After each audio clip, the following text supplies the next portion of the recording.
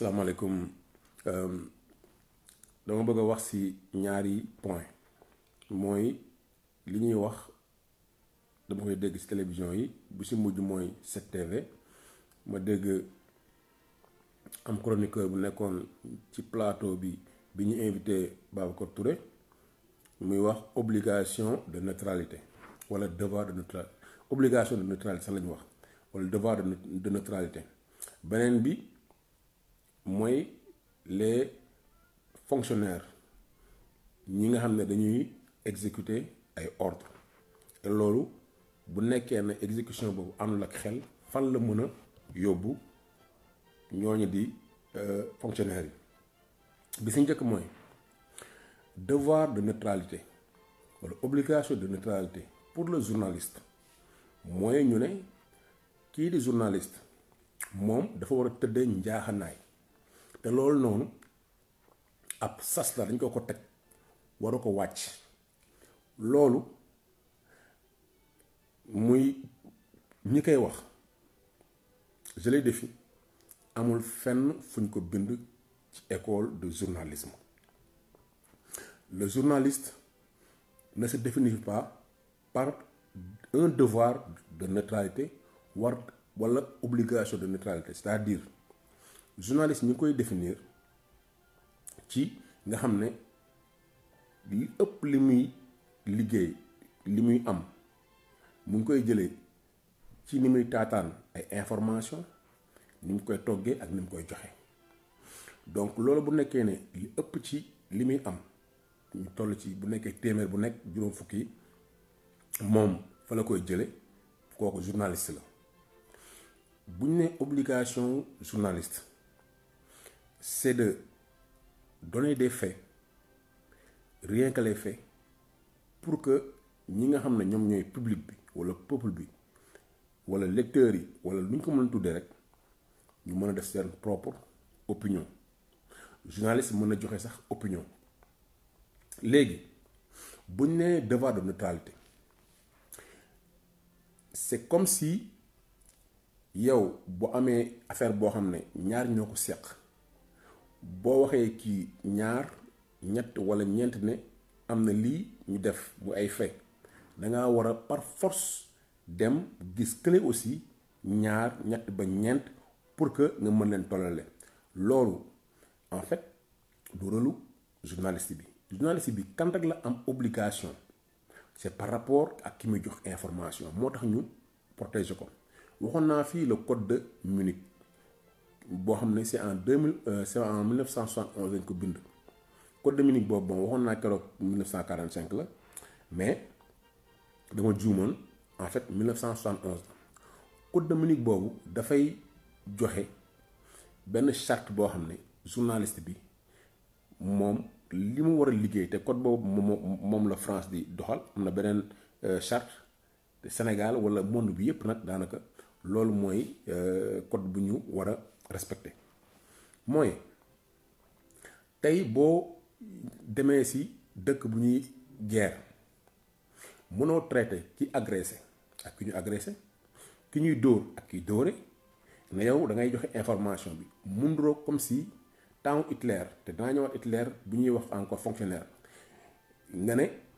kii moo ko waxoon Hughes mu ne bu nekkee neutralité mooy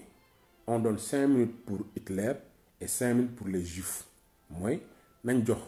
juróomi simili Hitler juróomi simili juif yi xam nañ ne Hitler dafa tëggoon ay bërëb yoo xam ne da si doon lakk di rey en masse c'est-à-dire di mbooloo mu bëree parce que moom dafa jàppoon ne juif yi dañu waroon a jeex ci kaw àdduna waaye léegi bi ñu demee woon ba gis bi ñu 1945 ba ñu gis ne Hitler am na genre usine de la mort yooyu journaliste yi fa njëkk la ñu waroon wax dañoo waroon naan non bu ñu waxalee benn juif yi ne ñi de fekk nañ leen fi dañoo yooy gis nañ ay yax fi ñu fi nekk waaye est-ce que loolu sax du woon dañ doon togg ay mburu xam nga mais mburu yi amul peut-être ay vitamines moo tax ñu di dee déedéet yow sa bopp bu nekkee ne journaliste nga fee bu nekkee ne kii dafa am 100 faits kii benn fait rek la am amuloo yow pour trouver que 99 faits pour mun a nekk équilibre c'est pas ton rôle. Ton rôle, c'est de éclairer l'opinion. Moi, yow yaa war a dem obligation yow mooy nga rechercher les faits pour éclairer l'opinion. Mun am benn opinion boo xam ne c'est une opinion éclairée parce que yow yaa ko jox les faits. Donc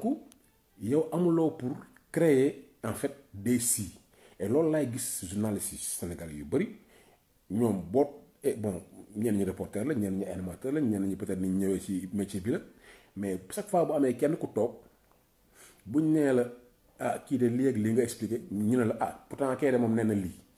même bu nekk lu ne yow sax loolu du sa xel yow bi ngay poser question bi poser woo ko parce que da nga bëgg juste trouver équilibre mais da nga ko war a poser parce que dafa am looy seet ki nga xam ne moom moo wax am na loo xam ne nii peut-être wax na ko te loolu jubul yow question bi ngay poser lu mu gën a loo gën a aay mooy yow li nekk ci xelu nit ñi moom ngay poser mooy yow sa bopp tu veux savoir moo tax amuloo yow pour créer des faits amuloo pour wax ay si. Et si je prends le cas bu ñu nekkoon ci émission boobu ma lay wax mooy 7TV dañ gis ne Babacar Touré danañ wax ay faits yoo xam ne c'est documenté mais ki ñuy wax Abdourahmane Diouf moom génn ay termes yoo xam ne en fait man mosuma gis journaliste boo xam ne mën na lëndëmal comme noonu comme kooku c'est-à-dire yow yaa ngi wax si ndax moom ëmb na wala ëmbul woon si moom mineur la si wax na ay amoon na avant waxoon na ay Nostradamus xaaral ma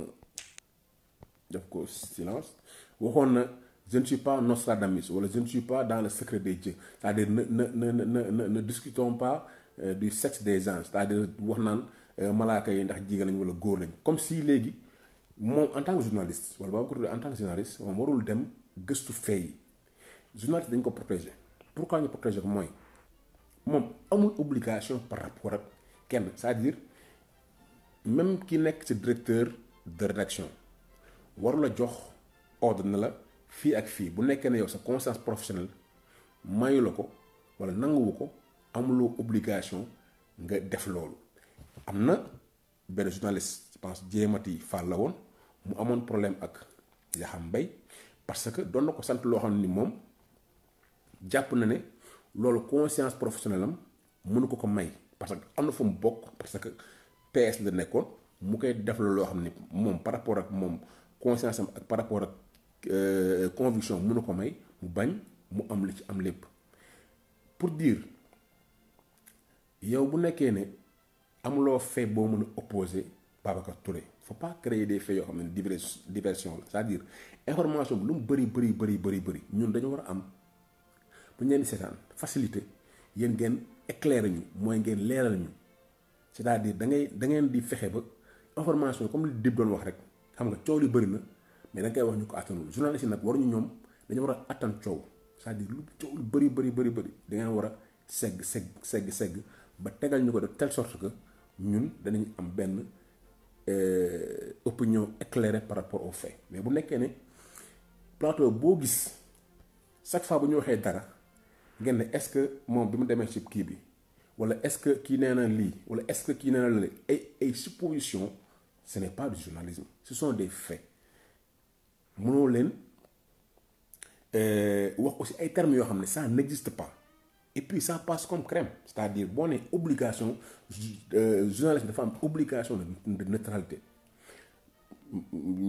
may mun a wax ko keneen ki wax ko bon je pense Sakhir kii je pense que à un moment donné wax na neutralité mais obligation de neutralité mais je vous défie dem leen sësti dem leen fu leen neex bu nekkee jàng ngeen journalisme amul fenn fu ñu ko bind ne que le journaliste doit avoir l'obligation d'être neutre amul le journaliste n'a pas une obligation de neutralité n'a pas un devoir de neutralité journaliste bi même bu nekkee comme investigation parce que dañu jàpp ne journaliste investigation bi moo war a mën dem di lañ bët loo xam ne nii en fait dafa làkku journaliste classique yépp nag li Babacar Touré def muy jéem ba am peut-être PV muy jéem ba am peut-être certificat médical loolu lépp yéen c'est votre rôle c'est pas seulement journaliste d'investigation et que bu amee benn document boo xam ne en fait le document est là mënoo leen wax ne non non document bi est-ce que c'est vrai non vous pouvez ñun on peut se poser cette question est-ce que c'est vrai mais vous boo leen di poser question boobu mais da ngeen di dem ngeen xool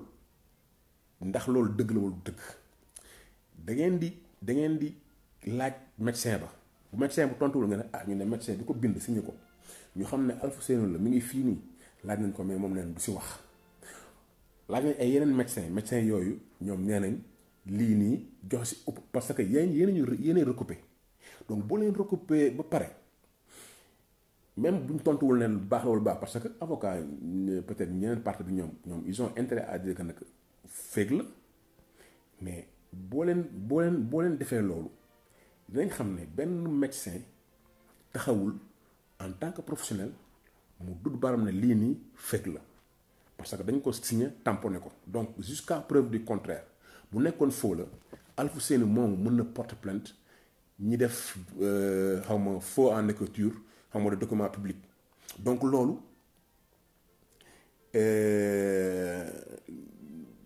bu baax a baax xam nañ ne jusqu'à présent ba tey ji ñu wax ni si guddi gi nii amul kenn ku ko ne document bi baaxul donc bu kenn ne baaxul donc ça veut dire que on le considère jusqu'à ce que preuve du contraire que Alfousseynou génn wala ñu woo ko ci kii mooy non man lii bëgg ma ko wala lii def ma ko woon donc on prend ki ñëw ak ay feewam maintenant yéen nag vous n'êtes pas là à faire des hypothèses beneen bi mooy dafa am ay langage yoo xam ne boo koy génne dañuy jàpp ne en tant que journaliste yow expert nga wala xam nga li ngay wax day mën a wax na ay scène de crime wax na scellé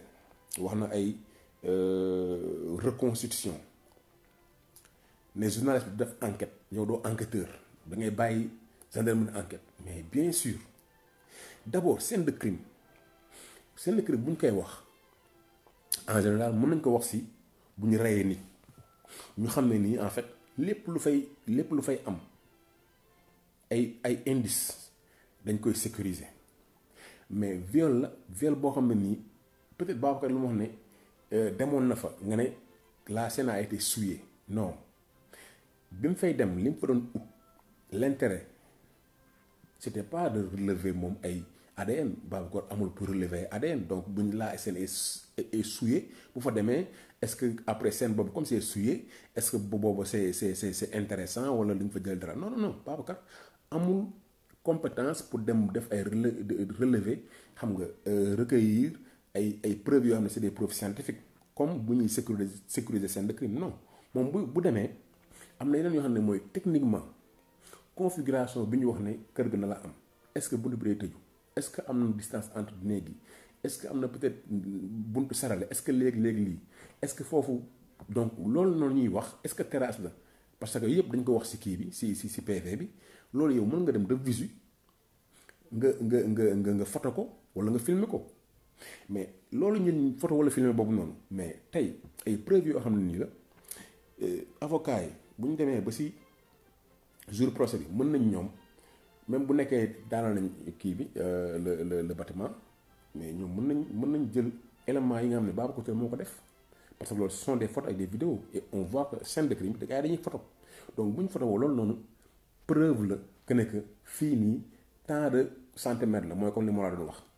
que fii nii peut-être bu yuuxu wala muy yëngutu am na lu fa def donc loolu moom c'est pas scène de crime boo xam ne nii c'est souillé donc quand on parle aussi de choses il faut que tamit nga am rigueur par rapport ak li ngay wax après nga ne scellé yi am na scellé Babacar te dit que y a pas de scellé mais yow ton rôle c'est de dire que am na scellé parce que mais doon na non xamuñu ci dara mais yaa wax scellé pare na xamuñu ci dara mais Babacar te dit je te défie ban scellé moo am mu ne la jëluñu fa préservatif jëluñu fa xaalis boo xam ne peut-être kii la fekk ñu fa c'est pas peut-être affaire yoo xam ne mën nañ ne lii nii en fait ce sont des preuves concordantes wala des indices concordants yoo xam ne day tiñal kii en tant que professionnel mais yow da nga ne am na scellé mais scellé mooy lan mooy bu fa gendarme yi wàccee sécuriser zone bi xool ay preuves yóbbu ko buñ ko scellé mooy fi ñu koy denc c'est sécurisé en plus que mu am koo xam ne mooy yore document bi enregistré scellé yi date beeg yooyu en plus dafay am ay caméras de surveillance telle sorte que foofu accès bi c'est contrôlé képp ku fay dugg dañuy xam ban kii nga dañuy relever sa kii pour que au cas où kenn accédé scellé yooyu noonu xam nga parce que mën na am mais fii ngay gis jaaykatu drogue ñu jël kii bi jékki-jékki ñu ne drogue ba réer na ça veut dire que man au Sénégal je ne sais pas ban système de scellé moo fi am parce que da ngay gis ci kii États-Unis comment ñoom nan la ñuy organiser ak nan la ñuy archiver seen scellé yi ak comment c'est difficile d'avoir accès à ces zones là donc boo waxee scellé te indiwuloo yow benn fait mais en fait da ngay guddal débat boo xam ne en fait yow en tant que journaliste yow da ñuy réeral alors que yow yaa ñu waroon a gindi journaliste yu def enquête mais journaliste bi juge pouvoir la mais journaliste dañoo xam ne moom mooy quatrième pouvoir il est pas lié par le juge il est pas lié par la gendarmerie il est pas lié par non il n'est pas lié par personne c'est pourquoi on le protège pour dire que ne que moom li muy génne qu'il s'assure que c'est la vérité parce que bu ñu ko attaqué génn ko une preuve boo xam ne nii wane ko ne que li ngay wax du dëgg mën nañ ko topp mais tant que defuñu loolu mënuñu loolu il peut protéger sa source parce que kenn du ko laaj fan nga génne document bi mais dañ koy wax ne document bi nga génne dëgg prouver ko moom ñu attaqué ko mais tant que mënuñu prouver que ne que document bi mu génnee du dëgg kenn mënulu ko dara te kenn mënu ko obligé mu wax ban source la donc loolu noonu boo nee warul def enquête xamoo si dara si enquête mais yow mën nga def enquête journaliste et on a vu l'enquête la mort de comment dirais-je Malcolm X des années durant mais ki génne ñu yëg waa dossier bi mais kooku il n'est même je dirais il n'est même pas journaliste c'est quelqu'un boo xam ne qui a été intéressé par le truc par l'histoire et qui a fait un documentaire et qui a relancé l'histoire les 5 de Manhattan mooy jeunes yooyu tamit mais documentaire lañu def après ñu def film après gars yi gis affaire bi gis na am na élément nouveau après gars yi gën a wat enquête bi toog procureur donc ça veut dire que journaliste mën na influer sur la justice sur l'opinion et dama waxaat ay kaaw Ahmed Arbery Nixon kan moo tax mu démissionné tu vois ay bëri na fi ñoo xam ne ñu bëri mais li tax ñu démissionné wala li tax eggale wuñu mais c'est parce que des journalistes ont sorti des preuves yoo xam ne kenn mënu ko woon a ndaatable tu vois donc journaliste bi moom buy enquête pour kan la pour peuple bi la pour que peuple bi mu am opinion ce n'est pas pour le procureur bi gendarmerie ak policiers yi ñoom ñooy kii pour après jox ko après aussi wax inculpation yooyu noonu je pense que en fait ça a été très léger pour man de sa part c'est quelqu'un que je respecte beaucoup qui est une femme qui se bat am jaar-jaar muy comment dirais-je Canal Info après 2STV après mu def ay affaire am xam nga kii mais dans les faits des fois je me dis que soit da nga nekk journaliste nga ut chroniqueur boo xam ne li muy wax c'est rigoureux lépp lu mu si wax muy mot parce que moom on passe sur des mots comme ça obligation de neutralité scellé tu vois reconstitution mais ban reconstitution lañu def dañ est-ce qu'on peut reconstituer un viol ñu woo ndaw si ne ko kaay woo ki ko kii ne kaay léegi on va reconstituer le viol loolu ça se fait pas on ne peut pas reconstituer un viol on peut faire une reconstitution bu nekkee ne cambriolage la wala bu nekkee ne peut-être meurtre la wala bu nekkee leneen ak leneen la pour voir en fait que yow li nga wax ci enquête bi est-ce que bu ñu duggee ci biir foofu noonu on peut reconstituer c'est-à-dire nee nga yow bi ngay jógee fii dem fële 1 minute la et puis on se rend compte que fii ak fii mënoo ko def reconstitution bi da koy wane donc fii nii quand vous parlez de reconstitution en fait bon du pour man c'est même pas c'est léger quoi tu vois donc beneen bi mooy affaire nu mu tuddati fonctionnaires yi wala militaires yi parce que elle a parlé de en disant que capitaine Touré ak capitaine je pense capitaine Dièye que ñooñu seen mindset war ñu woon nekk armée parce que ay rebelles lañ mais pourquoi parce que nee na c'est de la discipline armée da ngay genre da nga war a exécuter ordre bi sans conscience, sans pour autant que yow sa conscience professionnelle wala sa conscience humaine mu guider la. Man Capitaine Touré ak lu gars yi di wax yépp man li tax ma naw ko mooy il a placé l'enfant prématuré là au centre de sa décision. Da ko xale bi prématuré moo tax mu ne Ndeye Khady boo demee bul bàyyi sa doom bi mu wol la xaritam bi nekk avocat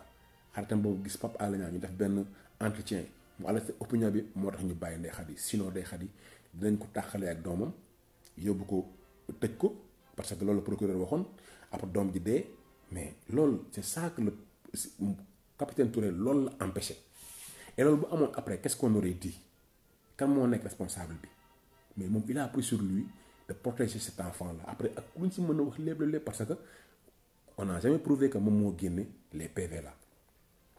La moo tax ma ne la les fonctionnaires qui exécutent les autres sans conscience humaine mais c'est des criminels en puissance. Boo xoolee Hitler ñi doon exécuter di rey nit ñi jël ay four crématoire di si dugal ay juifs ba ñu fees ñu taal leen wala dugal fa gaz exécuter leen dafa liste nga ñëw xool ay nit ci koñ bi kii bakkam dafa kii ak lii mais ñoom c'était des fonctionnaires ñoo xam ne après bi ñu leen di juger procès de Nuremberg ñu si bëri ñoo xam ne non on avait reçu des ordres. Apartheid, n'oublions pas que c'était des lois. Et ñi nga xam ne ay fonctionnaires la woon ñu doon ñëw jàpp yaay jaay papa jàpp kii ñu yóbbu leen rey leen mais c'était des fonctionnaires qui faisaient ça. Mamadou Dia ñi nga xam ne ñoom ñoo ko dugal ba ñu tëj ko mais c'était des fonctionnaires et boobu juge Camara ñu koy ku jara parce que l'histoire là peut-être n'est pas trop bien connue. Mais Camara moom bi mu taxawee dafa def plaidoyer ne kii lañ koy wax amul après peut-être on l'a mis de côté parce que kooku c'était mun naa ne maamu ay ñoom capitaine Touré la parce que bi ñëpp demee nii pour topp li Senghor wax moom wax na aqulaay taalaam et que noonu la nit di mel parce que n'oublions pas on est ay jullit lañ avant tout ay jullit lañ avant tout ay nit lañ boo foogee ne da nga wàcc ci àdduna bi pour nekk procureur wala nga wàcc ci àdduna bi pour nekk comptable wala nga wàcc ci àdduna bi pour nekk inspecteur des impôts ku bëgg a créer wala wax ay affaire rek yow nga dem song ko yaaxal ko affaire am xam ne kooku amul doom ak yaay yooyu mais tu te trompes am na loo xam ne nii bàkkaar boobu ci yow la soo ko fayul fii da nga ko fay feneen et quand je parle de peut-être bàkkaar yoon c'est peut-être même dafa kawe mais je dis boo tëddee di nga xam ne doomu jaambur bi yow nga chargé ci dara inculpé ko tëj ko mu am fa problème fayam tas am nga ci wàll donc tey qu'est-ce qu'il dit que ne que on doit exécuter les ordres on doit être dans les non mais dépassé nañ loolu depuis seconde guerre mondiale la moo tax mu si ñëw des fois mooy loolu dafa nekkoon benn taxaw seetlu boo xam ne après bu ñu ci jógee dañ ne lii nii waratul amaat et que ñu def ne ay sart yu bëri fa lañ ko dëggee parce que gis ne nit ñi en fait dañoo les gens peuvent être bien ils sont capables du pire comme du meilleur mën nga gis sa xarit boo xam ne yéen a màggandoo yéen a jàngandoo ngeen dem ba léegi mu am njaboot am lépp nekk benn fonction directeur de cabinet wala procureur wala dara suba moom ñu teg loo xam ne ni jox ordre moom mu faagaagal la mu xam ne yow mi yéen sa kóllëre yéen a ànd yëpp yéen a màggandoo xam nga mu xam ne ku baax nga wala léegi lii xam na ne am nga njaboot mais moom pour protéger sa famille pour garder un avantage pour mu continuer am carrière am mu faagaagal la et on l'a vu par exemple mooy grand Adama Gaye bi nga xam ne nii par exemple jàpp nañ ko yóbbu ko Rebeuss affaire boobu metti ko par rapport ak ministre de la justice boo xam ne nii seqoon nañ loo xam ne nii c'était personnel parce que seen jabar yeeg xam nga je pense mu nekkoon na témoin mariage wala kee moo nekkoon témoin de mariage c'est-à-dire amoon nañ benn jaxasoo mais sur des ordres que lui il a reçu il l'a fait emprisonner et il l'a fait humilier loolu grand ba léegi loolu noonu du ko gabaa moo tax de temps en temps day génne ay sorties yoo xam ne c'est légitime parce que ñun tey ñii am nañ ay ñoo xam ne ñii ay procureur lañ ñii ay juge lañ ñii ay inspecteur des impôts lañ mais ñoo jàngandoo léegi tey ñoom choisir nañ def peut-être ENA lu ñu def wala ñu def dem science juridique wala def leneen mais ñu choisir leneen mais loolu ñu choisir wala ñu nekk ci armée bi loolu ñu choisir àdduna bi wala Sénégal bi ñu nekk ku nekk da nga koy liggéey fi nga nekk waruloo yow ci li ngay liggéey parce que am nga ordre ak violence légitime nga mën ko teg keneen koo xam ne yéen a bokk même parcours wala nga teg ko doomam donc fonctionnaire yi lépp lu ñu leen defloo xam leen ne am ngeen ci responsabilité pour responsabilité boo xam ne ni c'est d'abord humaine responsabilité de conscience responsabilité boo xam ne ni du leen teggeeku bu ñu waxee wax religion mu nekk chrétien wala nga nekk jullit ak loo mën di gëm xamal ne nit kooku ak yow am na àq mais dama gëm ne yenn saa yi nga am trop yoo xam ne nii mais da nga tooñ jàmbur boo xam ne am na ñoo xam ne peut-être kenn du leen tooñ parce que yàlla dafa dane ki nga xam ne yéefar la même boo ko tooñee bu ñaanee mën na nangu si yow donc yàlla buggul tooñ mais buñ nee ne nit jox nañ la poste rek da nga war a discipliner discipline mooy lan ñu jox la ordre boo xam ne c'est légitime c'est-à-dire ñu wax la defal loo xam ne ni yow en nan ak constat xam ne lii nii non baaxul lii nii du dëgg loi bi ñu lay appliquer loo loi bi kenn bind ko noonu mais nee nañ la wër ko def ko teg ko nit mooy comme lañ def Cheikh Omar Diagne ak lu ñu ko mën a wax mënuñu ko teg ci instruction ci loo xam ne ni mën nañ ko def flagrant délit juger ko mu dem après lu ñu koy teg ñu teg ko mais des gens vont respecter des ordres pour emprisonner quelqu'un yóbbu ko en instruction te xam nañ ne ñoom seen jàng yëpp war na leen kii lii warul nekk mais loolu vous pensez que vous le faites comme ça et vous n'avez aucune responsabilité devant les hommes et devant Dieu tu vois donc pour mu bañ a gudd c'était deux kii yooyu ma bëggoon a wax en fait donc neutre amul